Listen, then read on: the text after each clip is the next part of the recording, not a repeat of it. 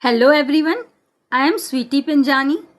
This is Sweetie Speaks official YouTube channel. We are currently at resume building series where we are learning to create different resume formats which have the good capability of getting shortlisted. In case you have not already gone through, we had already discussed some sample resume formats in the previous video lectures in the same series, which is resume building series, on Sweetie Speaks official YouTube channel by Sweetie Pinjani. If you have not already gone through, please go through. It will help you understand what are the various ways of arranging information in your resume, how you can put your information depending on situation, whether you are pursuing masters, bachelors, you have completed masters, bachelors, you have some work experience, you have some internship experience, you have good amount of experience, and you are looking for leadership opportunities. A lot of different scenarios are covered. Today we are going to cover a scenario for a person who is currently pursuing masters. They want to have some experience along with their masters. That's why they are looking for some internship opportunities in VLSI domain. At the top, always your name will come in bold. The next information which should come is contact details. In that, your city will come, your contact number, your email ID. Ensure that the contact number and email ID which you are providing are currently active, and you do check your email ID regularly, because in case if you get a call, if you get an opportunity, we don't want to miss it. That's why both of these should be active and regularly checked, your contact number as well as your email ID. The fourth important detail which will come is the link to your LinkedIn profile. Why are we providing link to the LinkedIn profile? In the resume, there is very limited space. It is possible the person has worked on 5 or 6 different projects, but in the resume, we put only 3 or 4 which are most relevant. Remaining projects you can put in your LinkedIn profile. Your skills, maybe you are putting whatever is relevant, you have some more skills you can put in your LinkedIn. Maybe the certifications or achievements, we are putting only those which are relevant, you have some more which you will put on your LinkedIn. A lot of additional information can be known from your LinkedIn, and when the recruiter goes and check your LinkedIn profile, it should be properly updated. Having a strong LinkedIn profile is also one key. Usually, the recruiters will go and check the link to your LinkedIn profile. They will check your professional experience. If you don't have experience, whatever degree you are pursuing, what kind of projects you did, all those things matter. And ensure that the link which you are providing for the LinkedIn profile is working. If the recruiter clicks on the link which you have provided in the resume, it should take them to your LinkedIn profile. This is important. Next thing which will come in the resume is objective. What should this objective cover? At least 3 important details. First thing is, if you are a fresher, whether you are pursuing your master's or graduation, or you have completed your master's or graduation. If you are a working professional, how many years of experience you have. The next information which will come, the second information is what kind of opportunities you are looking for, and the third information is to me. Here, the first information is the candidate is currently pursuing masters. They are pursuing masters in electrical and computer engineering. This is the first information. Second information is the kind of opportunity the candidate is looking for. The candidate is currently pursuing masters and they want to gain some experience along with masters. They are not looking for full-time opportunities. They are looking for some internship opportunities which they can do along with their masters. In which domain? In VLSI domain. All the relevant information is covered in the objective in one line. It is easily understandable, easily readable, using minimum number of words. Next point which should come is your education. Your education, if you are completed masters or you are currently pursuing masters. In that scenario, only 2 degrees should come, your masters and bachelors. What are the 4 important details which should come in your education? First is the college or university. Second is duration. Third is the degree which you are pursuing. And fourth is your GPA, CGPA or percentage. These are the 4 details which should come in your education. And you can fit it in one line also. If you see the previous samples, we have seen how to cover this in one line, or you can cover it in 2 lines. If one line looks a lot cluttered and it doesn't look good, one education can be covered in max 2 lines. Here the person has mentioned the university or college. Next information is the duration. The person has captured the duration here. The next information is the degree, which is captured here. Then the next information was the percentage, GPA or CGPA. The person has GPA system out of 4. They have mentioned what is their GPA out of 4. All the 4 important information came: your university or college, your duration, degree you are pursuing, GPA, percentage or CGPA. Similarly, for the bachelor's, the college will come, duration will come, degree which they have completed, the person had CGPA in their bachelor's. They have mentioned out of 10 it was CGPA. Whatever was the CGPA out of 10, that is mentioned. This completes the education section. Next section which will come is skills. There are various ways of arranging skills. We had discussed few ways in the previous sample resumes also. You can go through. Why I am telling you to go through all these sample resumes? Because you will get an understanding what are the different ways in which you can arrange. Then whatever fits your need, you can choose that particular way. This all will give you an idea. That's why I'm giving you a lot of variation. This person, what they did, they just kept 4 points. One is the relevant coursework. They are pursuing masters. They have some coursework which is relevant, in which they have knowledge. Whatever are the relevant subjects they have put, like computer architecture, digital design, VLSI design, SoC design, advanced microcontrollers. These are all relevant skill sets in VLSI domain. They have mentioned in the relevant coursework. Then the person knows some programming language. They have merged the software languages, scripting languages, and the languages related to VLSI in one. Verilog, System Verilog UVM, this is related to VLSI. C++ is a programming language. Perl and Python are scripting languages. Everything they have put inside the programming languages. They have gained some other skills by working on projects like RISC-V, caches, UART, DRC, LVC. These things they have gained by working on the projects. They have mentioned that also in skill set. The next thing that the person has covered are the tools. The person has access to certain tools in their college or university, which they have mentioned inside the resume. They have worked on this. They have worked on all these tools. They have executed their project. That's why they have mentioned it.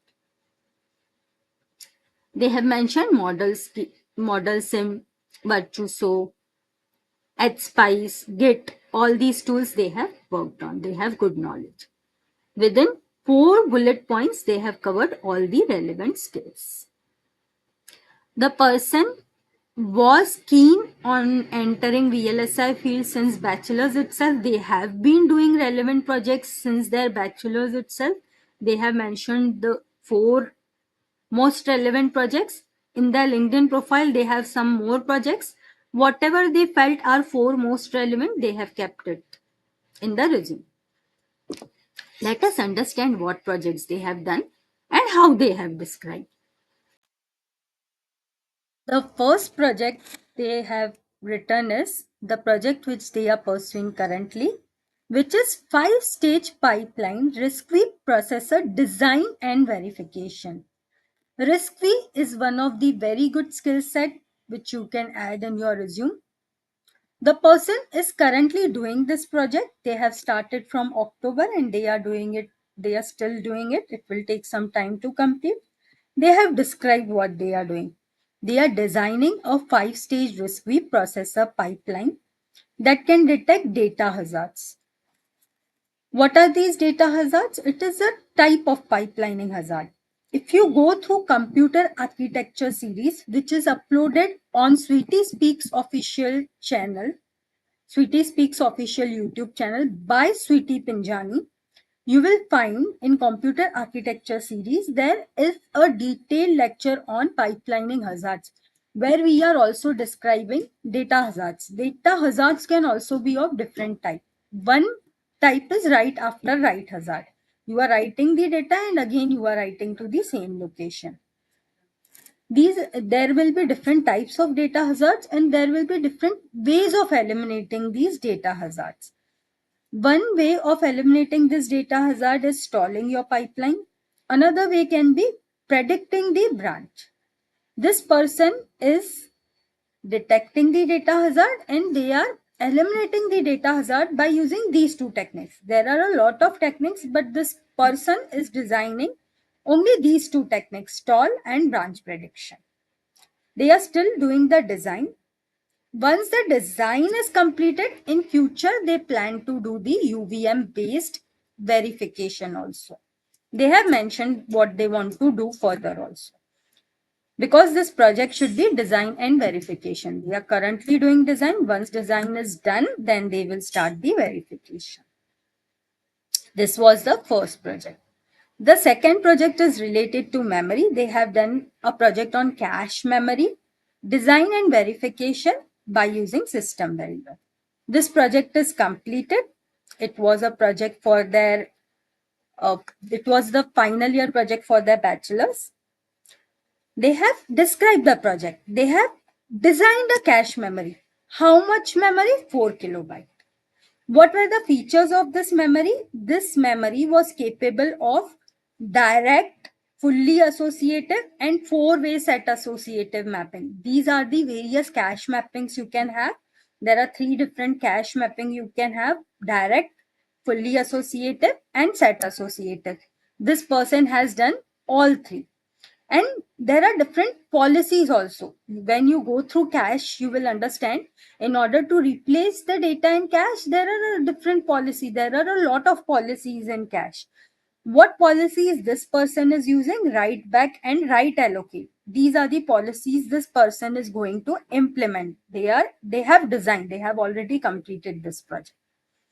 And you also need to select a block size. They have selected 16 byte block size. Each block of the memory is of 16 byte. At a time, you can fetch 16 byte of data from your cache.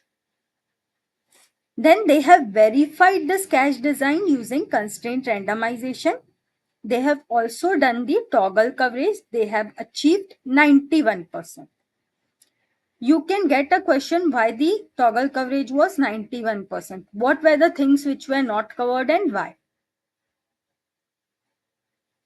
Next question is, the person has done all 3 types of mapping techniques: direct, fully associative, set associative. They have done write back, write allocate policies. What they did, they had analyzed the impact of these different associativity and replacement policies on the cache hit ratio. For cache, one of the major parameter is cache hit ratio. Your cache hit ratio should be good for your cache performance.